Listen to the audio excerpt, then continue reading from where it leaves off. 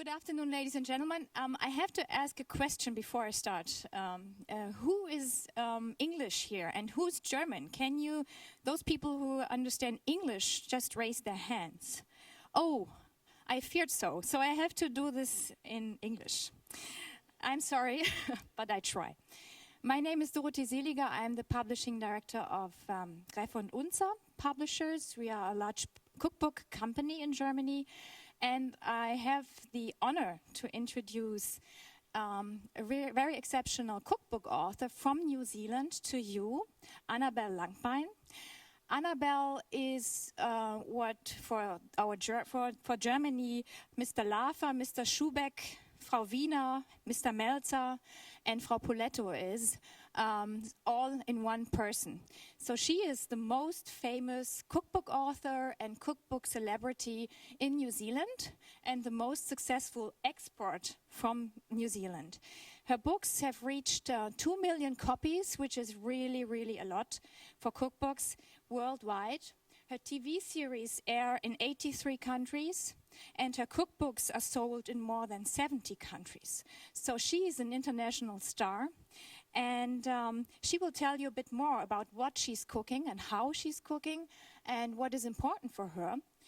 What I would like to say is that she cooks in a very natural way, and that's what her book is also about. It's called, in German, Natürlich kochen. In the original, it's the free-range cook, which translates a little bit difficult into German, but we tried. And she says about her style of cooking, in the hurry of everyday life, cooking is the one thing that brings us back to today. Living is about now. So this is very important for her. Cooking for her family, cooking for friends, and her way of cooking is simple with a special twist. I love the recipes, of course I do, we published them, but they are very simple and exceptional at the same time. It's not very artful, to put it in a positive perspective. So you don't have to stand in the kitchen for 2 hours. You don't have to make an art of it. It's very simple, every day. Have fun while cooking, have fun while eating and sitting together and exchanging stories about cooking and about everyday life. But before I say more, I'll introduce you to her and say hi to Annabelle.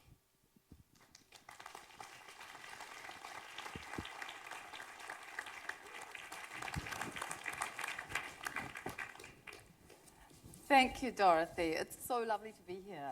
It is. So, it's all mine. Thank you. Well, it's such a pleasure to be here. My name is Annabel Langbein, and my great-great-grandfather was German, so I inherited this fabulous name, but unfortunately I didn't get the legs, so I had to marry Hewitson, who's got the longest legs in history. So I always figure I got the name, but I married the legs. And my mother always said that I came out of the womb with a wooden spoon. And I just have always loved to cook. It's the one thing that's grounded me and centered me. And just, I love the fact of when you make something, you give so much pleasure, but you get so much pleasure back. And when I was it took me till I was probably in my mid-20s to realize that I was a cook through and through. I never anticipated this was going to be my career, because when I started, it wasn't a fashionable thing to do. So when I was probably in my early 20s, I ended up in an apartment in New York, in Brooklyn actually, in a very dodgy neighborhood, with a fabulous French woman. And she, Danielle Delpeur, I don't know if any of you know her, because she has a movie that's on at the moment in Paris, which is called Les Saveurs du Palais. She was President Mitterrand's private cook, and the only woman in French history to be cook to a president. And the thing that she taught me more than anything, I remember saying to her, we would go to the market, neither of us had any money. I was a poor student and she was just this fabulous cook. And she would buy a leek or a pumpkin and come home and make something just utterly magnificent out of it. And from her, I'd say, oh my gosh, Danielle, you're such an amazing chef. And she said, no, you must never call me a chef. I'm a cuisinier, I'm a cook. And I said, well, what's the difference, She said, well, when you're a cook, it's about home, it's about hearth, it's about resourcefulness, it's about sharing and caring for people. And when you're a chef, it's very much a title, a job, a profession that is about performance and, you know, fancy techniques and really showing off. And straight away then I thought, you know, I feel so proud to be a cook, because when you cook, what you have around you is your landscape, and you will cook with that, you know. And I feel so lucky to be here today as a New Zealander with all of this beautiful produce which has just been sourced locally. And I'm not going to take a conventional approach today of just reading to you from my book. I thought I'd like to take you on a little bit of a journey and share with you some of my philosophy and cooking and what it is that really drives my spirit. And to do that, I want to show you a little bit about where I get all my creativity from, this most wonderful place in the South Island of New Zealand in the Southern Alps, Wanaka.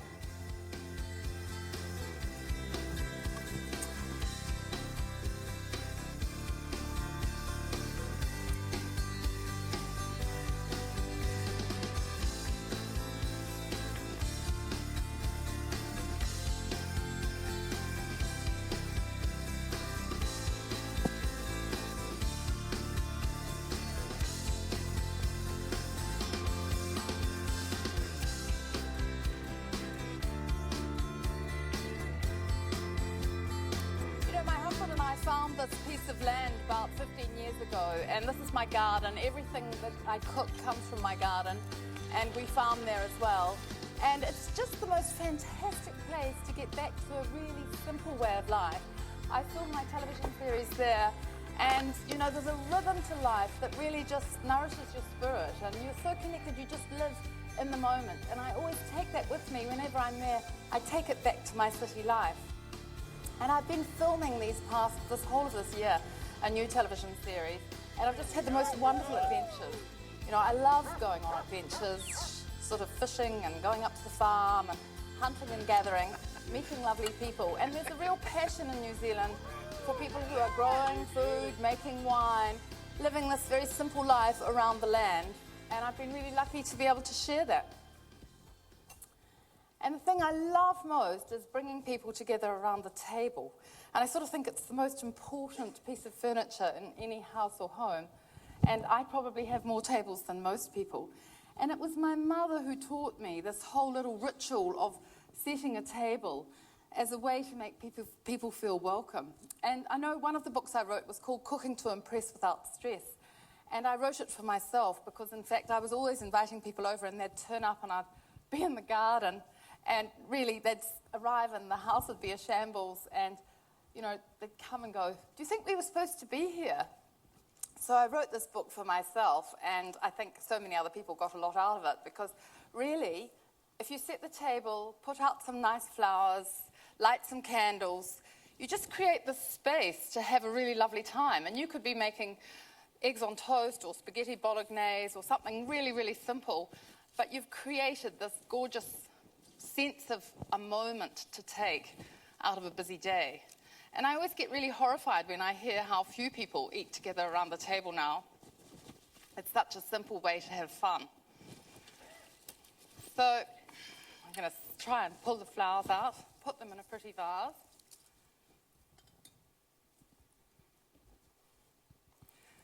So with the table set, I've got so many different things that I can think about cooking for you. And the very first thing that I thought I would like to show you today is a beautiful adventure that I went on up into the high mountains of it's called Minaret Station. And this is a farm that's set right in the high country, incredibly rugged environment, and they farm deer here. How many deer have you got in here? We run 10,000 deer at Minaret. I just saw a whole lot of deer just down under us here. The philosophy here is to run them as close as we can to the natural environment. Right. So they run pretty extensively, and for that reason we don't bring them in, we don't see them a lot. It's just so remote up here, Nick. I mean, is the only way in by helicopter or boat? Only way across here, the lake, there's no road here, so everything comes across on the boat or in the helicopter or the aeroplane. Today's muster is being run by Nick's brother, Jojo.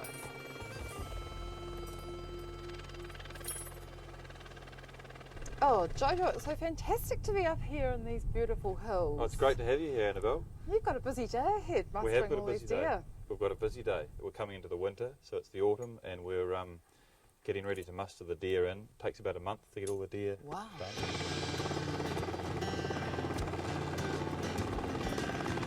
What we have a small helicopter and 2 guys on the ground with dogs, and so all we do is we muster them. We've got a siren on the helicopter,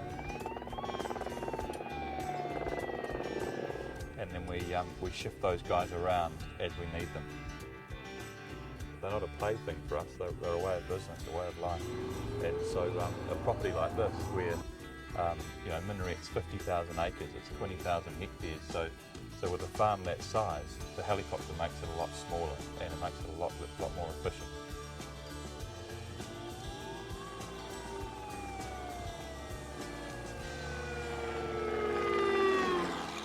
And when I came out of that adventure, it just took me back because I was an absolute hippie when I was younger.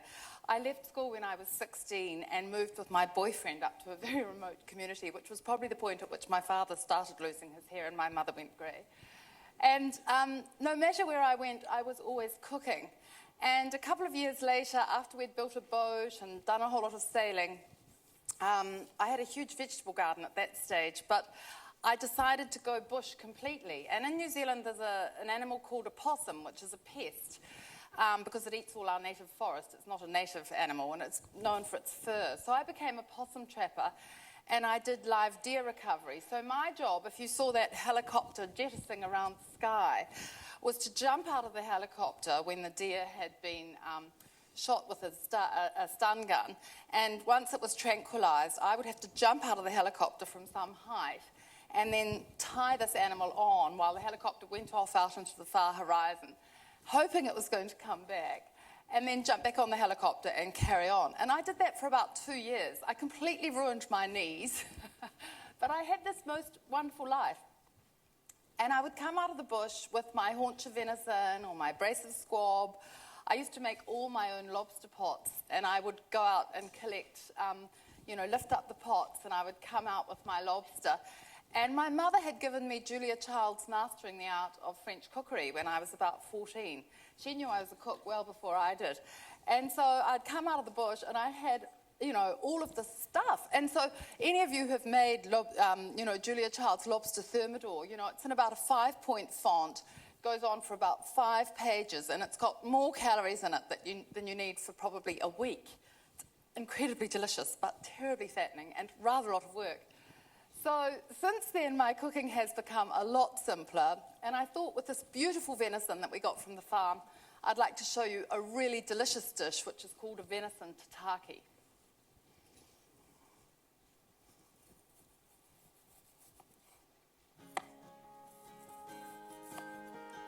Tataki is a Japanese style of dish where the meat is just lightly seared on the outside. The first thing I need to do is season the meat with salt and pepper. And I like to use a flaky salt here because it's actually going to keep its texture. And now some pepper. Now heat a little bit of olive oil in a heavy pan, probably about 1 to 2 tablespoons. Into that hot pan.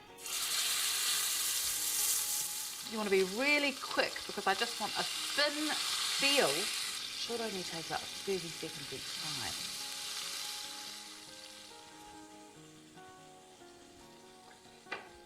Now I'm going to chop up some pistachio nuts just to make a nice little crust.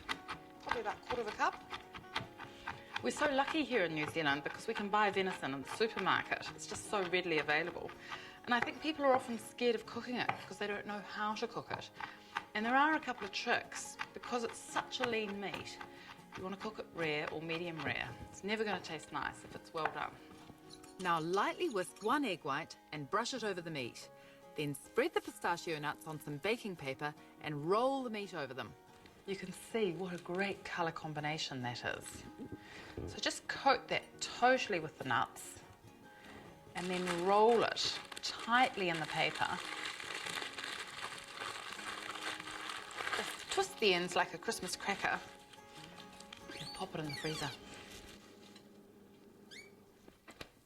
brilliant thing is that when you bring it out of the freezer, it's firm enough to slice it paper thin. And so a little bit goes a long way, but it also makes it incredibly tender. So this is a fantastic thing to make that you can have in the freezer even a day ahead and bring it out an hour before you plan to serve it. And the thing that really brings it to life are these beautiful microgreens. And, I sort of think, because I've always been a gardener, now it doesn't matter where you live in the world, even if you live in the tiniest apartment, you can grow these microgreens. And it just brings this incredible sense of live food into your life and freshness. And these are snow pea sprouts, which I often use for stir fries. And these are little broccoli sprouts. And they are so incredibly good for you, but they also have this divine flavour. So all I'm going to do, it's just cut them off like this. And it's a wee bit like mowing the lawn. You can cut and come again several times. And I'm just going to pop those on top of there. This is just the simplest starter. When you work with really fresh ingredients, you don't need to do a lot of work. And then Air New Zealand, I managed to nab off the plane some of their delicious New Zealand olive oil. So we can just put a little drizzle of that around the plate. And, you don't even have to be a cook here. You're just actually doing something that nature has done for you and putting it together. And this is some balsamic glaze that I just put around the plate. And there, if anyone would like a little starter, I have a delicious couple of plates of venison tataki here. So, as simple as that. Don't know if you can see. So now I thought I'd show you a vegetarian option for something that you can make in a similar vein. More and more we're eating lighter and lighter, and I just love the fact that I can prepare dishes like this at the drop of a hat when I have really fresh ingredients.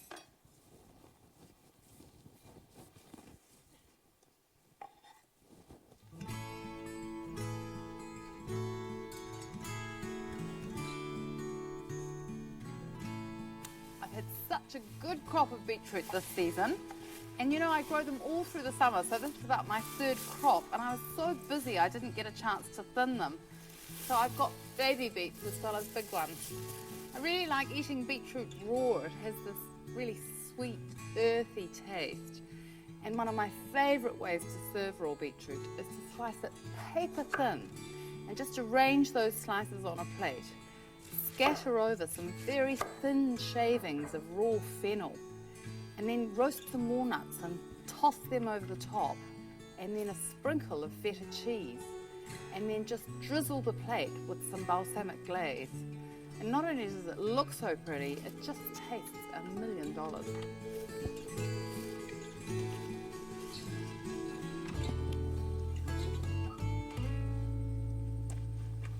And really that dish kind of sums up a lot of my cooking philosophy, because when you work from the garden and you eat with the seasons, it's just so easy to cook delicious food because, as I said before, nature's done so much of the work for you. And I was incredibly lucky to grow up. My dad had a big city job, and it was very interesting because my great-grandfather was a musician, actually, in Bonn at the university, and he came out to New Zealand and had all of these sons who all ended up being quite famous engineers and built all the bridges and roads and tunnels in New Zealand. And my father was a famous engineer, but I didn't get the engineering gene until someone said to me the other day, you can engineer a really good recipe. So I thought, yay, at least I can do that. But I actually went to university and studied horticulture. And it was such a wonderful thing to do because what you learn is you learn about plant families. And when you learn about plant families, you start to understand, okay, if I've got a leek, it's in the same family as an onion or a shallot or some garlic, and therefore when I cook it, it's going to have the similar behavioural characteristics. So actually it means that if I cook it for a long time, it will caramelise. The same as the vegetables that come from the umbelliferae family, whether that's parsley or carrots or parsnip, all of these things. It just brings a different context to your cooking. Anyway, my dad used to come home after work and take his suit off. We lived in the city, put on his gardening clothes. He did this every night. We had bees in the city, actually, as well. And that was rather hilarious because Dad, being an engineer, thought that he could speed up the creaming process of his honey. And we would have, the bathroom was converted into his sort of honey processing plant. And my mother's clean nylons were used to strain the honey, hang over the bath. No one could have a bath. You only had to have a shower for about 2 weeks. And then we would have to all sort of wait round, and he would get this electric drill out, and he had buckets that he would fill with honey and be creaming the honey like this. And then one day we sort of went and we said, gosh, the honey's changed colour. It's sort of turning blue and green. And his enthusiasm with his electric drill had picked up all these tiny shards of plastic, so it was kind of back to square one again. But it was a fantastic thing because, you know, it was just this rhythm to life where we had this beautiful fresh produce that was coming from the garden, and my mother, who was a home science graduate, would make these really beautiful meals with it. And it wasn't sort of fancy or extravagant, it was just the celebration of nature. So I'm just making this little salad here, so I've got that really thin shaving of raw beetroot, really thin shavings of fennel. I'm going to put some walnuts or some almonds on there, which I just love roasted almonds, roasted walnuts, and they're so good for you.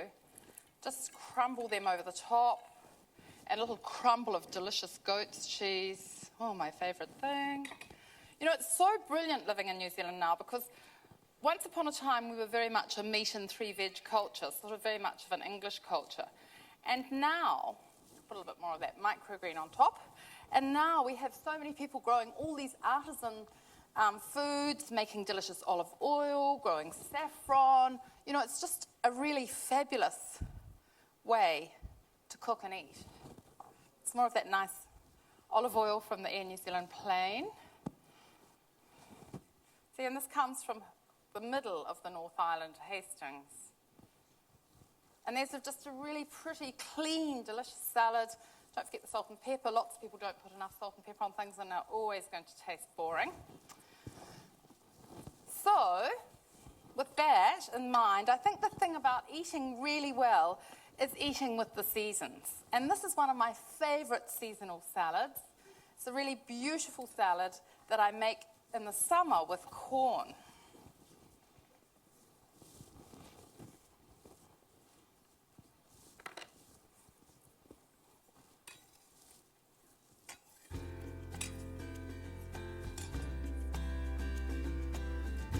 I always know that summer's arrived when the sweet corn is ready. There are lots of beautiful cobs here that are just starting to fatten up.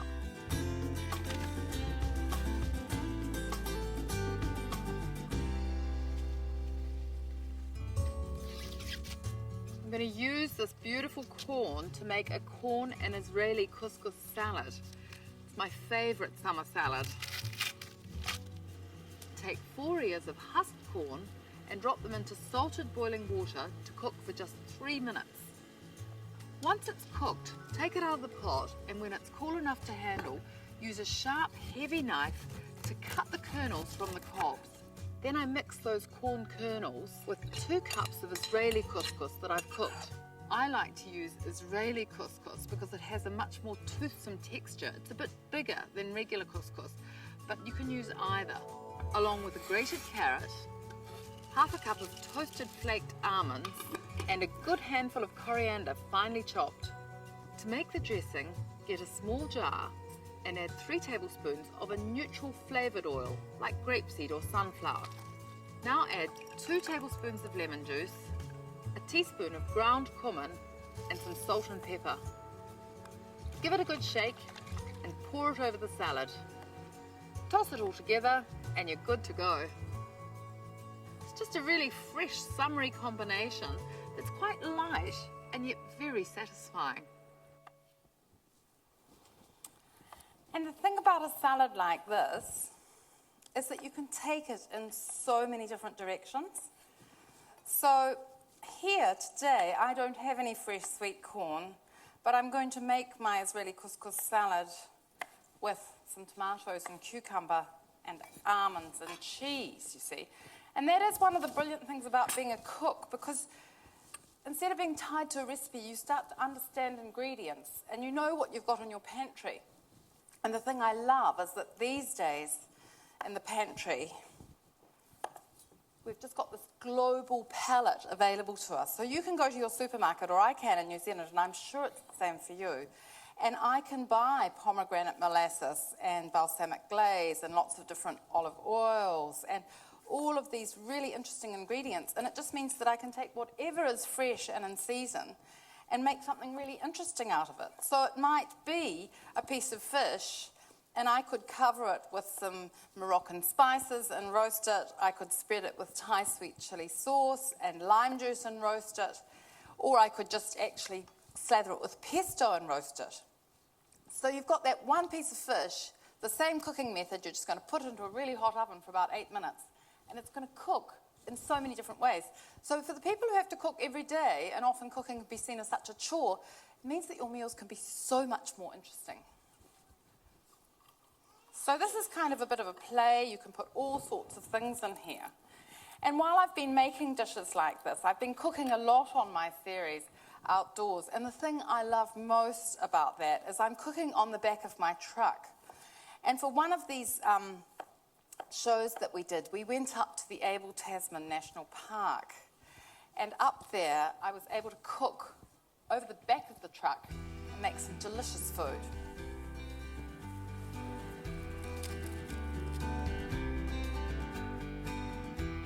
A pot of freshly steamed mussels is such a simple, satisfying dish, and I can't think of a more beautiful place to be cooking them.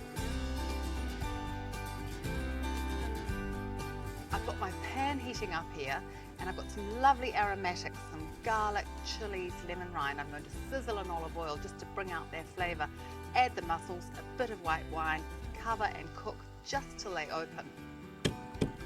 I start with 2 cloves of sliced garlic and a red chilli. Just finely chopping the chilli, just so you get flecks of it right through the dish. And you can use 1 or 2, just depending on how hot you like it. Pan's nice and hot, so I'm going to add about 2 tablespoons of olive oil. In with the garlic and chilli. Give it a wee bit of a stir around. You just want that to sizzle for about 30 seconds. Then I'm going to add my mussels.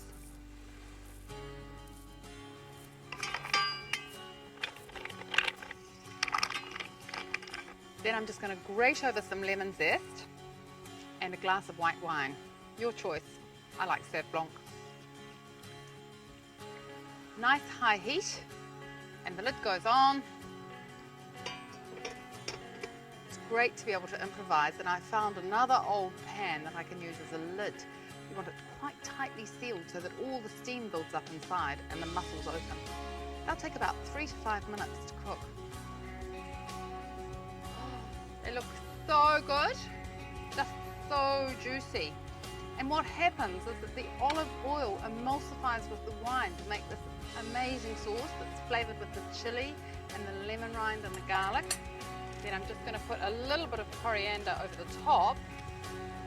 So tasty, so fresh, and so easy. And sometimes with a dish like that, once I've cooked the mussels, what I like to do is I'll turn them into other dishes. So I make a fabulous fritter with those mussels, and I'll just make a simple fritter batter with eggs and flour and some baking soda and water, and then I'll add sweet chili sauce and some chopped coriander and cook them up. Fantastic for lunch. Or else what I sometimes do is I just put them on the half shell, marinate them with a bit of naan prick dressing, and then a little cucumber salsa over the top. And it's that kind of idea of that global flavour that's very light. And this salad that I've just finished making here, which is that gorgeous Israeli couscous salad, is such a perfect example, because the thing that takes it off into that little tangent of making it something a little bit different from an everyday flavour is some ground cumin and a wee bit of chilli. So I've just put lemon rind, a very light dressing in there, and I'm going to put about 2 teaspoons of ground cumin in, and straight away you're sort of in the spice market having this really lovely, vibrant, fresh salad. You know, and how much cooking did I need to do? It was almost nothing, just cook the couscous. And this has really become so much of a signature style in the way I cook these days, because when I first started cooking properly, I ended up getting quite fat. A little Michelin blimp, in fact. And I was living in Brazil, and I ended up having a croissant business in Brazil. It was my first cooking business. And I went up from about 60 kilos to a stunning 93 kilos. And it just was this passion that I had with food that meant everything had to go in my mouth. So after a while, I decided that I needed to transfer that passion from my hips to my brain. And I took myself off to the Culinary Institute of America in upstate New York. And I really learned what it was to make food that could taste really good, but was actually not really heavy. Because when you use butter and cream, it's incredibly simple to make food taste good, because fat carries flavors and it gives food mouthfeel. But it actually just ends up here. So now I cook with a lot of sort of lovely aromatics. I use heaps of ginger and garlic and chilies, lemon rind, orange rind, and lots of things that have umami in them. And they only found out in the year 2000 that we have this taste bud receptor on our tongues for umami, so we can taste salty, sweet, sour, and bitter, and also umami, which translates to savory deliciousness. And if you think about things that are really satisfying to eat, like a lovely bowl of miso soup, or a parmesan in a risotto, or tomato, a really yummy tomato-based sauce where the tomato paste's gone in there, dried mushrooms, fish sauce, lovely reduced stock, all these things have got umami in them, and they're able to confer this wonderful depth of flavour to your cooking. Before we go on to our next little clip, I did want to tell you a little bit about that last clip where we were up in a part of New Zealand, and lots of people, I'm sure, are from New Zealand here, but we shot that up in the Abel Tasman National Park, which is a very beautiful place to go walking. And you just walk right round the coastline for 2 or 3 days. And about, pre-kids, my kids are 18 and 20 now, pre-kids, I'd been working at, we have a big agricultural and pastoral show, and I'd been working there showing people how to cook venison. And I was just really tired, and I just needed to go bush again. So I packed up this great big heavy paella pan, got some rice, a little bag of spices and some salt, jersey, toothbrush, insect repellent, drove over to Takaka, which was a real hippie town in those days, asked the girl in the hotel if I could borrow her sleeping bag. So she lent me her sleeping bag, and off I went around the coast. And I had about 3 days by myself. I could pick those mussels off the rocks, I could collect the wild seaweed, I'd get to a hut every night, light a fire, go out, gather my dinner, cook up my kind of rough paella, and come back again. And, it's such a simple thing to do, and that's one of the things I think we're so lucky about living in New Zealand, is this access to the environment and this access to wonderful ingredients. And for one of the stories that we did for the latest series, we went to visit this wonderful woman who has a beautiful garden, and she grows lavender, and that's become my new favourite ingredient.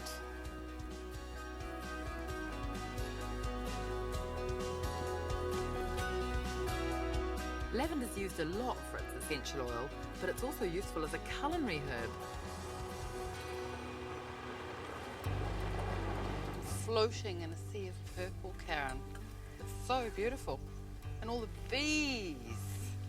And is this lavender that you've got here nearly ready to harvest? It is for oil, yes. Right. So it's starting to brown off, and I can feel the oil. Yes, there's a lot of oil in the flowers now. There are over 200 varieties of lavender, but for cooking you want a milder culinary kind. Would I be going for this? That's probably a little bit sharp, and it has a certain amount of camphor in it. So you probably want to use a lavender called Pacific Blue or Hidcote. And again, you just need to smell the lavender to make sure it's got that nice sweetness about it, yeah.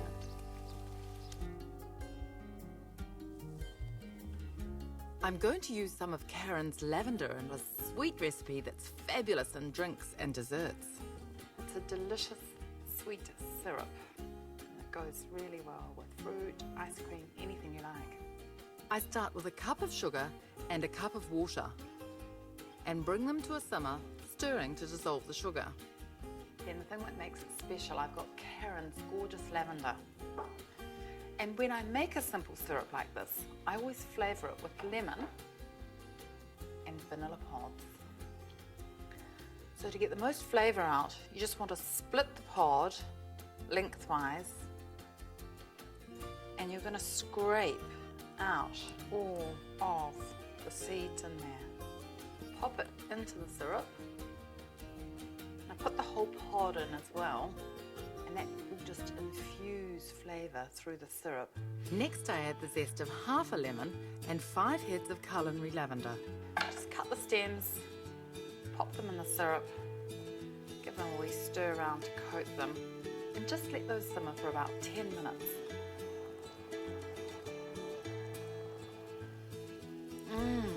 Just tastes fantastic. And the brilliant thing is, that'll keep in the fridge for weeks, even months. You're never going to be stuck for dessert again. And it was one of the things I did manage to bring back through customs with me. I declared it as my lavender syrup. I wasn't sure if I could get it here. But you know, when you have these, I've just cut up, you know, these beautiful figs at the moment. You know, I just love coming to Germany at this time of the year because you have figs. And it's spring where we live. So I've got asparagus, but you've got figs. And you know, the most important thing whenever you are, you know, buying produce is to use all your senses. You know, and that sense of smell when you know something is perfectly ripe. And with a fig, it should actually just be almost falling apart in your hands, and it'll have this amazing, sweet, rich flavour. And you know, smell is just such an incredible thing. And I don't know if any of you have read any of Helen Keller's work. She was an extraordinary writer who was not only blind and deaf and mute, but so therefore when she wrote, she had to just totally engage with her other senses. And she wrote this beautiful line, "Smell is a potent wizard which carries us across thousands of miles and all the years of our lives." You know, and I've got these beautiful things here, and when I smell them, I'm just transported to different places and different memories. You know, you go down on your bicycle down through the countryside in the summer, and you smell that smell of fresh cut grass, and that sensation of a cold, cold watermelon on a hot day when it just crunches juice into your palate. You know, it's things like this which are just such simple pleasures. And for me, you know, so many people think, oh, I'm too busy to cook. I haven't got time to cook. You know, I sort of think, I want to take my life back. I want to own my life. And cooking is such a great way to do that, because in the simplest of ways, I hope I've been able to share with you today just how easy it is to make food that is just vital and fresh and delicious and tastes stunning, looks stunning, and your body will love you for it. And most of all, you're going to have such a fun time around the table. So here's to simple pleasures, everyone. Thank you very much.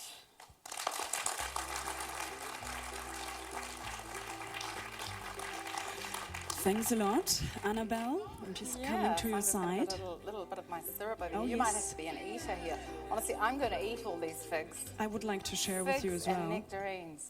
That's why I wanted to do the moderation, because I know I can eat it later. That's great. Oh, fantastic. So you said in the beginning you have German roots, and of course I have to ask this.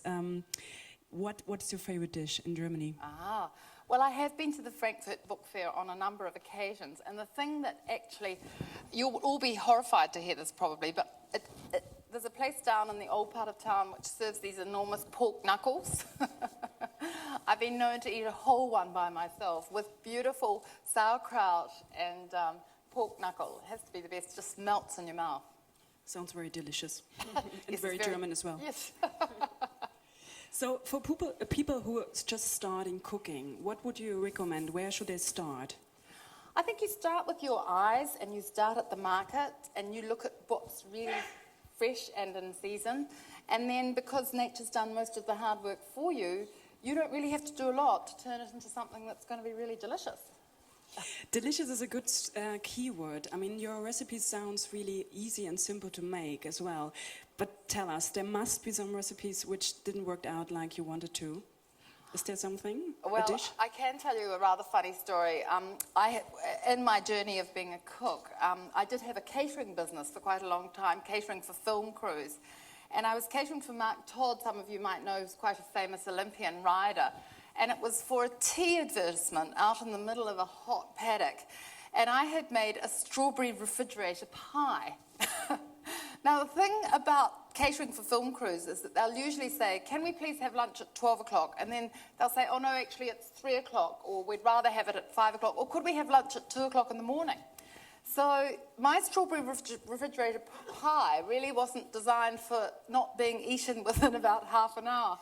So I put it out on the buffet for the desserts, and then of course an hour went by, and the strawberry refrigerated pie had morphed itself into the tablecloth and down onto the grass where there were lots of flies and horses and everything. So yes, we all do have the occasional disaster.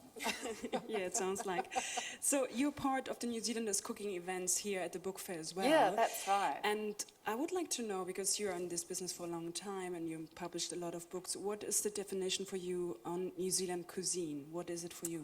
I think that's a really useful and good question, because I think that for us, one of the things about New Zealand is that we don't have a really long and deep culinary history. We are a young country like Australia, and so therefore we're able to be a bit magpie-ish in our approach. And the thing I think that we're so lucky with in New Zealand is that we have the freshest, most amazing tasting ingredients. You know, they haven't had to be transported thousands of miles. And so you're sort of working with, you know, nature's premier garden in your backyard. And it means that we then have this kind of global pantry of flavours that I was talking about. So whether or not it's, you know, balsamic glaze or Israeli couscous or quinoa or, you know, any of the exotic sort of Eastern flavours or the Middle Eastern flavours, we've got them all at our supermarket fingertips. So it makes it incredibly easy to cook kind of fresh food really fast. Sounds really delicious and really nice as well. Are there any comments from some people, or you have a question? She's here, Annabel Langbein. You can ask whatever you wanted to ask. No, okay. No worries. Questions. Yes, we have one here. Oh, we have a microphone as well. Yeah, we have a microphone. Someone must have a question. Come on. Or share your experience with Oh, your you're own all kind so of... polite. We should have given you some wine. Yes, yes. Well, okay, yeah. If you want to say Fantastic. anything else? Or? No, I think that it's been a great pleasure to be here. Thank you all very much for taking the time to come along, and I hope you all have a fabulous rest of the fair. Thank you. Yeah, and I just want to add, if you can't get enough from Annabel Langbein, you will see her more often. She's back here in the pavilion on Sunday at 12:30, and she will be also at the Gourmet Gallery and cook there on Friday 11:30. And you can, of course, buy the new book in German, which is outside, and she will be there as well, I guess. And ask, if you want to ask some question, you can go there as well. So thanks a lot for sharing your recipes, and Philosophie as well. Thanks a lot. Thank you very much. Thank you all very much.